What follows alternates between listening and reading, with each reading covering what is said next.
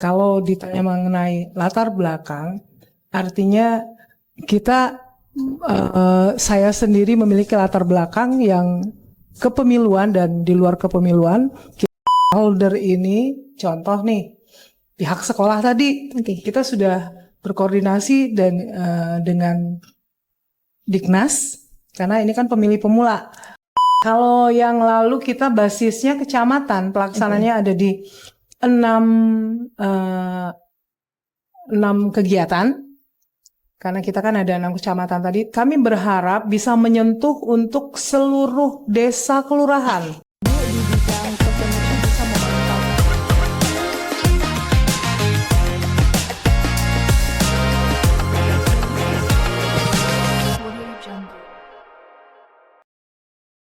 Assalamualaikum warahmatullahi wabarakatuh. Selamat datang di podcast Pintar Demokrasi, tempat kita ngobrol demokrasi dengan cara yang santai namun tetap berisi. Bersama saya Siti Maulidina. Sobat pemilih, hari ini kita akan mengangkat tema di balik layar giat sosialisasi pendidikan pemilih dengan subtema esensi Sosdikli untuk meningkatkan partisipasi pemilih. Dalam perjalanan demokrasi, pendidikan pemilih bukan hanya untuk menyampaikan informasi, melainkan sebuah upaya mendidik hati dan pikiran agar pemilih mampu berpikir kritis dan bijak dalam menentukan pilihan. Bersama kita telah hadir Divisi Sosialisasi Pendidikan Pemilih, SDM dan Parmas, Ibu Heni Afriana, MSI. Assalamualaikum. Assalamualaikum. Gimana Bu kabarnya hari ini? Alhamdulillah baik. Sehat alhamdulillah Ibu. Baik, pepatah lama mengatakan tak kenal maka tak sayang. Ada baiknya kita berkenalan dulu lebih dalam dengan sosok Ibu yang cantik di sebelah saya, Ibu Heni, yang akrab kita panggil Ibu Heni, untuk menceritakan sedikit background Ibu di bidang kepemiluan maupun di luar bidang kepemiluan. Gimana Bu? Terima kasih sobat pemilih semua.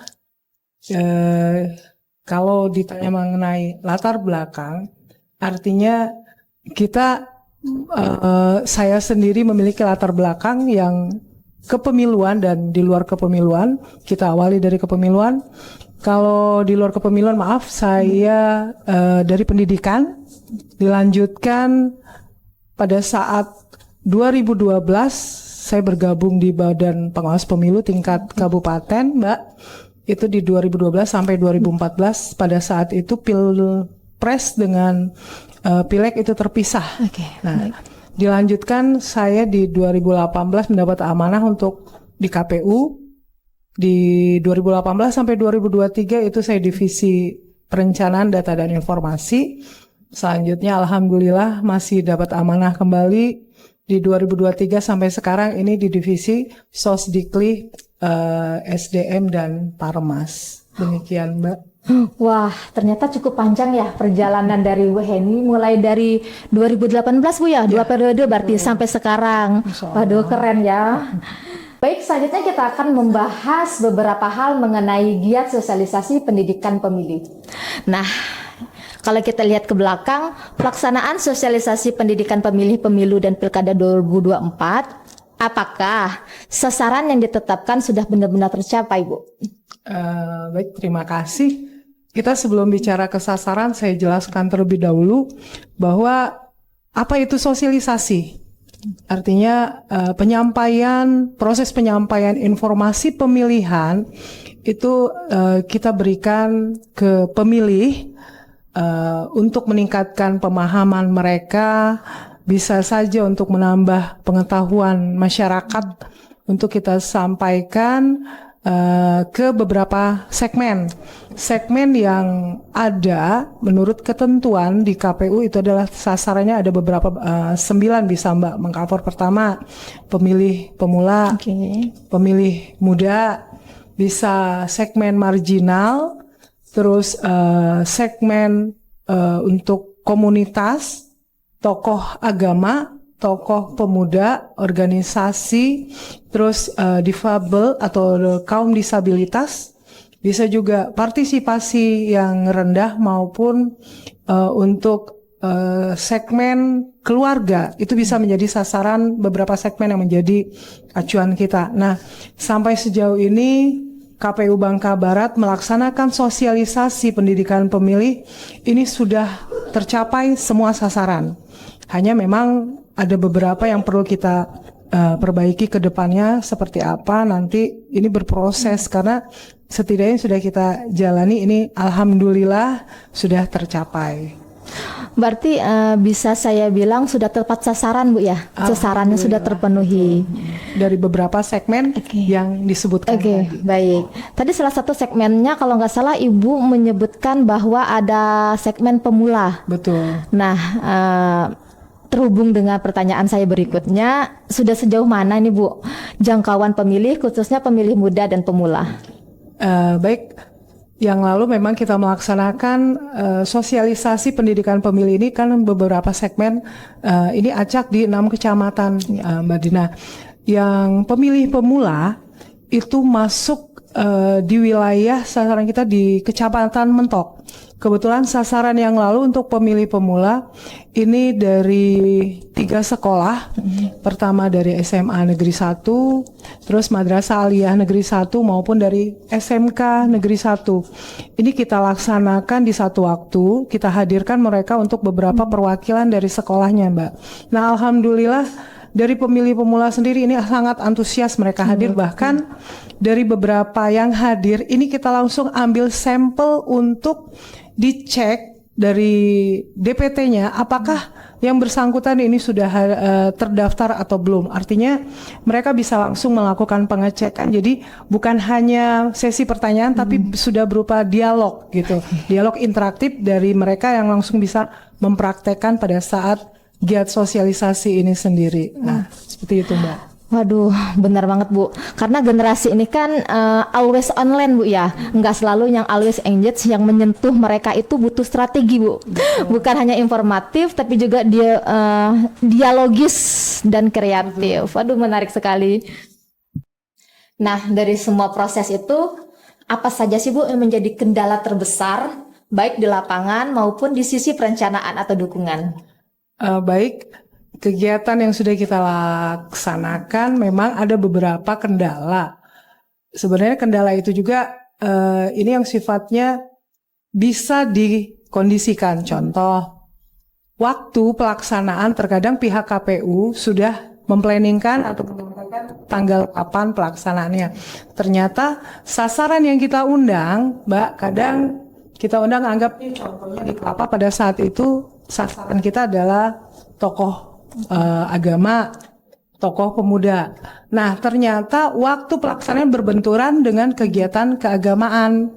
Nah, ini jadi kendala kita. Artinya kita perlu koordinasi kembali dari awal. Contoh nih tadi yang sudah diplanningkan tanggal tersebut ternyata harus dimundurkan atau bahkan dimajukan.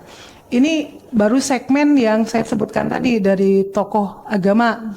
Bisa jadi pada saat kami melaksanakan untuk ke pemilih pemula itu juga menjadi kendala karena terkadang berbenturan dengan jadwal sekolah. Sekolah ada yang bisa menyampaikan tanggal sekian, sementara 3 sekolah yang kita jadi sasaran itu berbeda waktunya. Nah, untuk menyatukan jadwal ini yang terkadang menjadi kendala untuk kita. Kalau untuk sapras, sarana prasarana dukungan, itu alhamdulillah kita menyesuaikan dengan kondisi di lapangan. Kalaupun memang ada keterbatasan, artinya dari KPU sendiri sudah menyiapkan itu semua. Oke, jadi untuk tantangannya sendiri pasti ada Bu ya, untuk kendalanya. Betul. Nah, mungkin tantangannya jauh lebih kompleks, bukan hanya sekedar menyampaikan jadwal atau prosedur teknis, tapi tergantung di pelaksanaan di dalamnya juga Bu ya. Bahkan ada juga nih, kita kan kegiatan mengundang untuk segmen sasarannya adalah daerah marginal. Itu kendala kita sinyal. Itu luar biasa, sinyal itu termasuk daerah yang tidak terjangkau sinyal yang baik, padahal itu satu kepentingan untuk kita kalau kita memerlukan sinyal dalam hal dukungan ini tadi. Gitu Mbak, demikian. Oke, baik. Nah, pengaruh nih Bu, bicara pengaruh, sejauh mana Bu pengaruh budaya lokal khususnya di Bangka Barat? Karena kita tahu bahwa kita tinggal di suku Bhinneka Tunggal Ika Bu ya, yang bermacam-macam. Nah, untuk dalam pelaksanaannya berpengaruh nggak sih Bu budaya yang ada di sini Bu? Sangat. Jadi kebetulan Mbak, kita ada segmen sasaran, kita ada di situ komunitas tokoh pemuda. Nah, pada saat kita sasarannya ke budaya lokal, kita contohkan ini, kita mengangkat dari pelaksanaan perayaan sedekah kampung. Kebetulan saat itu di Gundi, Kecamatan Simpang Tritip. Kita memanfaatkan momen ini sebagai sarana kita menyampaikan informasi kepemiluan ke masyarakat setempat bersamaan dengan perayaan sedekah kampung tadi. Kita berharap ada beberapa kegiatan di daerah, di wilayah Bangka Belitung ini kan sangat kaya dengan budaya lokal. Ini bisa kita manfaatkan momen ini sebagai sarana sosialisasi mengenai kepemiluan ini, Mbak. Demikian. Berarti secara nggak langsung budaya yang ada di Bangka Barat itu sangat menunjang Bu ya, Sangat untuk sosialisasinya. betul. Oke, baik. Berarti positif Bu ya. Betul. Positif sekali pengaruhnya. Nah, boleh diceritain nggak Bu untuk kegiatan sosialisasi yang selama ini udah berhasil mengangkat nilai dan kearifan lokal di Bangka Barat itu seperti apa Bu? Nah, tadi salah satunya yang dikundikan Mbak, perayaan sedekah kampung. Kita juga ada di Desa Kacung. Cuma pada saat itu momennya memang berkenaan dengan tahapan KPU. Jadi ada beberapa kegiatan yang kita terlewatkan, tapi lewat kawan-kawan jajaran ad hoc, lewat PPK, PPS itu bisa memanfaatkan momen itu sebagai sarana sosialisasi. Nah, gitu juga dengan daerah lain. Pari 3 sempat dulu Pari 3 Expo. Kawan-kawan yang di wilayah Pari 3 ad hoc-nya itu memanfaatkan momen ini PPK dan PPS-nya. Demikian. Menarik. Jadi berarti saya bisa tarik benang merahnya bahwa sebenarnya demokrasi itu bisa dibumikan lewat budaya lokal ya Bu ya. Betul. Bukan harus yang selalu formal. Justru makin membumikan budaya, makin nyampe ke masyarakatnya. Pendekatannya lebih mudah. Karena lebih menyentuh langsung ke masyarakat yang notabene adalah sebagai pemilih nantinya. Waduh, menarik sekali Bu.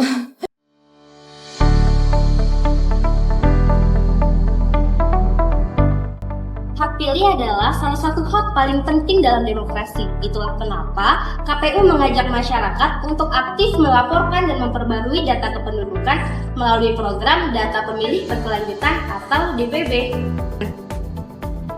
Sobat pemilih, jika Anda baru pindah domisili, berubah status pekerjaan, menikah, pensiun dari TNI atau Polri, atau bahkan memiliki anggota keluarga yang telah meninggal dunia, segera laporkan ke KPU atau Disdukcapil setempat. Data yang benar akan memastikan Anda terdaftar dalam DPT pemilu berikutnya.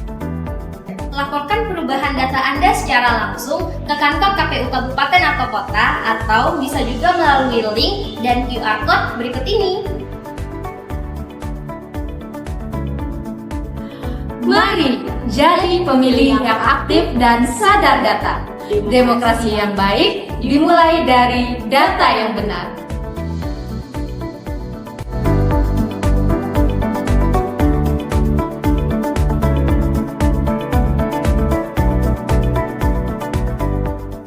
Baik, sejauh ini dari semua tahapan sosialisasi yang udah Ibu ceritain nih, panjang lebar yang tadi kita bahas juga, ada nggak Bu hal yang menarik atau nggak hal yang berkesan nih buat Ibu dan tim selama tahapan kemarin? Boleh diceritain ke kita Bu? Ya, nah yang namanya sharing ya, berbagi cerita.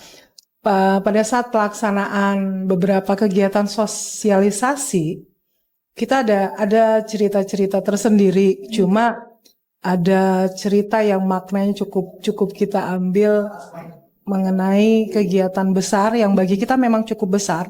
Karena saat itu kita juga perlu jasa dari IO, yakni pelaksanaan kegiatan jalan sehat serentak. Itu yang dilaksanakan dalam 2 waktu. Pertama untuk kecamatan, di tingkat kecamatan ini serentak pelaksanaannya secara serentak 5 kecamatan langsung nih Mbak. Terbayangkan kita berbagi personil, tim yang untuk wilayah kecamatan Mentok, bukan mentok. Kalau mentok pada saat itu di tingkat kabupaten. Simpang Tritip, terus Cebus, Parit 3, Kelapa, Tempilang. Jadi kita ada 5 tim yang berbagi tugas dan berbagi peran. Sementara IO juga pada saat itu memang punya tim yang terbatas juga. Kita menghandle sedemikian jumlah beribu-ribu warga pada saat itu, bahkan di Kelapa mencapai 5.000 orang. Wow. Karena kita punya keterbatasan. Antusias warga, masyarakat yang hadir, mereka berharap dari keseluruhan yang hadir mendapatkan nomor kupon, undian. Tapi kenyataannya karena jumlah mereka di luar ekspektasi kita, artinya prediksi kita cuma sekian. Ternyata antusias mereka itu yang luar biasa. Nah, ini menunjukkan tim kerja dari kawan-kawan ini sudah cukup maksimal, bahkan luar biasa. Antusias warga yang hadir itu di luar yang kita bayangkan.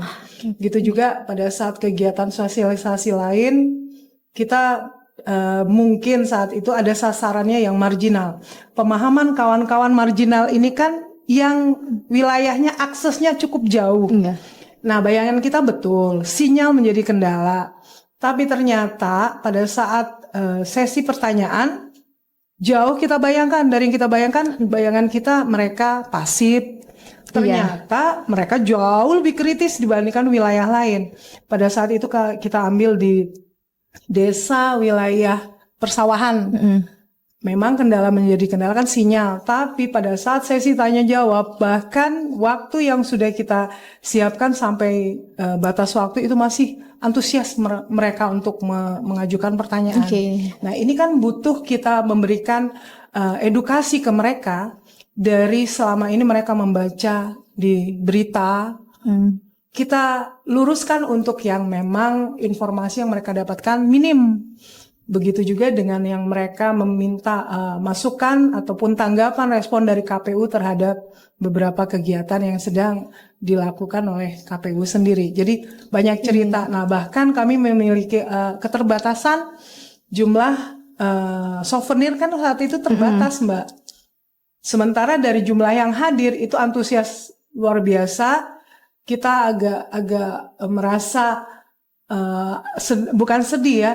Mereka tidak terpenuhi mendapatkan tanda terima kasih dari KPU. Karena ini kita ambil acak dari beberapa pertanyaan yang mereka ajukan pada saat kegiatan sosialisasi ini, Mbak. Jadi banyak cerita di balik itu. Tapi benar-benar gaungnya waktu kita melaksanakan jalan sehat serentak. Itu yang di kecamatan secara serentak 5 kecamatan. Sementara di kabupaten berapa hari setelah kegiatan tingkat kecamatan serentak, maka di kabupaten itu luar biasa lagi antusias warga masyarakat di bukan cuma Mentok tapi se-Kabupaten Bangka Barat. Artinya kita kan perlu tim yang memang benar-benar maksimal dalam melaksanakan tugas mereka saat itu. Tapi tetap ada sisi yang perlu kita benahi untuk kegiatan yang akan datang. Demikian Mbak Dina. Oke, baik. Jadi keterbatasan SDM itu benar-benar diuji Bu ya dalam acara-acara yang giat-giat besar seperti tadi. Kekompakan juga pastinya. Waduh. Terus dari cerita yang Ibu beberkan, yang Ibu ceritakan, saya dapat menarik satu kesimpulan bahwa masyarakat itu sangat antusias dengan kegiatan-kegiatan kepemiluan. Itu juga mematahkan stigma yang ada di masyarakat bahwa yang stigma negatif lah Bu yang seperti kita ketahui ya tentang kepemiluan. Ternyata enggak seburuk itu. Masyarakat juga antusiasnya luar biasa banget Bu. Inilah saatnya kita berikan edukasi baik. Tepat.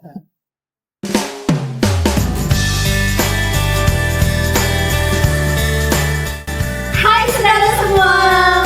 Ika tahu nggak sekarang nih, KPU tengah ada tahapan pemutahiran data pemilih berkelanjutan atau biasa yang disingkat dengan PDPB. PDPB ini tujuannya memperbarui data pemilih untuk mempermudah pemutahiran data dan penyusunan daftar pemilih untuk pemilu berikutnya. Yuk saudara di seluruh Bangka Barat, update data kependudukan IKA di kantor Disduk Capil, serta laporkan perubahannya melalui link tanggapan masyarakat di bawah nih yuk. Jangan lingah kalau saudara, biar IKA senang menagih nyoblos.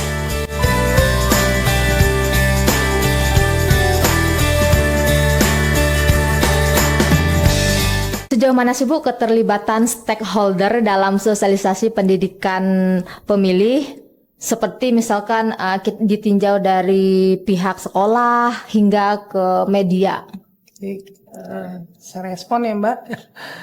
Alhamdulillah sampai sejauh ini memang keterlibatan stakeholder itu benar-benar kita sangat harapkan karena dalam hal sasaran yang kita segmen sasaran yang menjadi ini kita perlu dukungan dari stakeholder ini. Contoh nih pihak sekolah tadi kita sudah berkoordinasi dan dengan Diknas karena ini kan pemilih pemula.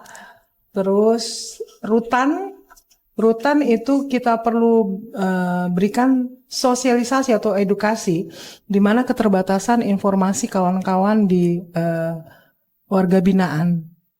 Jadi selain itu dukungan stakeholder untuk pendataan dari Kemenak juga ini untuk data siswa yang pondok pesantren dan SLTA sederajat tadi itu dari Diknas maupun dari pemerintah sendiri ini sangat mendukung karena contoh nih kita mengundang masyarakat itu tetap ada dukungan dari pemerintah di tingkat kecamatan, desa maupun kelurahan karena mereka sebagai peserta dalam kegiatan sosialisasi kita balik lagi sasarannya ini menjadi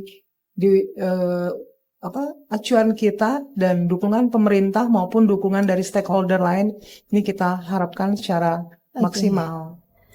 Berarti untuk bisa saya tarik kesimpulan bahwa keberhasilan pemilu kemarin tidak lepas dari dukungan semua pihak stakeholder yang mendukung Bukan semua hanya kegiatan. KPU melaksanakan tapi tetap Oke, baik. dukungan luar biasa support dari pemerintah, dari stakeholder itu sangat besar perannya. Berarti untuk media sendiri itu termasuk yang besar nggak Bu? Oh sangat. Kalau media adalah publikasi, sama halnya dengan kita mempublikasikan edukasi ini lewat bisa sarana langsung dan tidak langsung. Media sendiri menginformasikannya ke masyarakat. Artinya kami bisa bergerak dengan dukungan kawan-kawan dalam hal untuk mempublikasikan ini. Artinya lewat publikasi media ini sangat membantu ini baik itu media elektronik maupun media massa. Demikian Mbak. Berarti media apalagi sekarang untuk di zaman sekarang dunia digitalisasi Bu ya, zaman digitalisasi Gen Z segala macam itu berpaku banget sama media untuk sharing informasinya.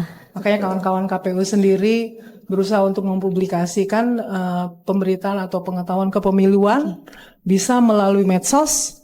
Salah satunya ini tadi podcast kita jadikan sarana untuk bersosialisasi. Mungkin kawan-kawan ataupun dari masyarakat selama ini menganggap bahwa melulu mengenai kepemiluan. Ternyata di luar itu ada kegiatan yang bisa kita hadirkan berbagai segmen atau sasaran masyarakat. Oke, wah menarik sekali. Terakhir nih Bu, harapan ke depan Ibu pribadi terhadap giat yang udah dilakuin kemarin-kemarin, apakah harus ditambah segmennya, sasarannya atau gimana Bu? Harapan Ibu? Kalau yang lalu kita basisnya kecamatan, pelaksananya ada di 6 kegiatan, karena kita kan ada 6 kecamatan tadi. Kami berharap bisa menyentuh untuk seluruh desa kelurahan. Baik. Itu harapan KPU karena keterbatasannya sendiri kan hanya beberapa desa yang bisa dihadirkan di satu titik atau satu tempat kegiatan yaitu di kecamatan tertentu. Tapi kan tidak semua desa bisa menyentuh ini. Kami berharap edukasi ini tersampaikan ke semua masyarakat di 66 desa kelurahan, edukasi dan pendidikan pemilih ini bisa mengena semua lapisan masyarakat dan berbagai segmen dari sasaran yang kita siapkan untuk sosialisasi ini, Mbak. Demikian, Mbak Dina. Oke, jadi semoga harapan ini Bu ya, semua segmen itu bisa tepat sasarannya ya Bu ya, bisa mengenai sasarannya semua lapisan masyarakat. Untuk kedepannya kita pun sebagai pelaksana bisa lebih aktif dan produktif lagi Bu ya, menyebarkan informasi tentang kepemiluan. Baik, sekarang kita masuk ke sesi jawab cepat Ibu. Jangan susah-susah ya. Aduh, tenang Bu, ini pertanyaannya seputaran kepemiluan juga. Yang pertama, pemilih pemula itu bikin semangat atau deg-degan? Semangat. Sosialisasi ke sekolah, lebih susah nembus siswanya atau gurunya? Siswanya kayaknya. Lebih menantang mana? Sosialisasi di pasar atau di grup WhatsApp keluarga? Pasar. Menurut Bu Heni nih, lebih susah ditarik ke TPS, pemilih muda atau pemilih apatis? Apatis. Nah, kalau nyasar saat turun ke lapangan, yang Ibu cari pertama kali PPS atau tukang jual bakwan, Bu? Aduh, kayaknya dua-duanya, tapi yang lebih utamakan PPS dulu, sumber ya. informasi. Baik, terakhir, satu kalimat yang menggambarkan partisipasi masyarakat Bangka Barat pada pilkada kemarin. Satu kalimat. Satu kalimat. Capaian partisipasi masyarakat Bangka Barat paling tinggi se-Pulau Bangka. Wow. Kalau satu kata yang menggambarkan partisipasi masyarakat Bangka Barat, satu kata Ibu. Satu kata. Alhamdulillah. Oke, baik, kasih tepuk tangan untuk Bu Heni, luar biasa narasumber kita hari ini. Sobat pemilih, demokrasi tak bisa bertahan tanpa warga yang paham, dan warga yang tak bisa paham tanpa diberi ruang belajar. Pendidikan pemilih bukan sekedar program 5 tahun sekali. Ini adalah kerja ideologis, menata logika dan mengasah kesadaran. Ini harus menjadi budaya yang hidup di sekolah, di ruang digital, di jalan-jalan kampung tempat suara rakyat berpijak. Kita tidak sedang mencari pemilih yang datang ke TPS, tapi kita sedang membentuk warga negara yang tak sekedar hadir, tapi peduli. Yang tahu haknya, yang mengerti suaranya dan berani bertanya jika kekuasaannya menyimpang arah. Karena disitulah demokrasi menemukan harga dirinya. Karena suara rakyat hanya punya arti jika lahir dari nalar yang berani. Terima kasih telah menyaksikan podcast ini. Sampai jumpa di episode berikutnya, masih dengan semangat yang sama, mendidik bukan sekedar memberi informasi. Saya Siti Maulidina, pamit undur diri. Terima kasih untuk narasumber kita yang sangat menarik hari ini, yang sangat cantik, Ibu Heni Afriana, atas insight-nya. Sehat selalu. Semoga kita bertemu di lain waktu. Terima kasih Ibu, sehat-sehat selalu. Assalamualaikum warahmatullahi wabarakatuh.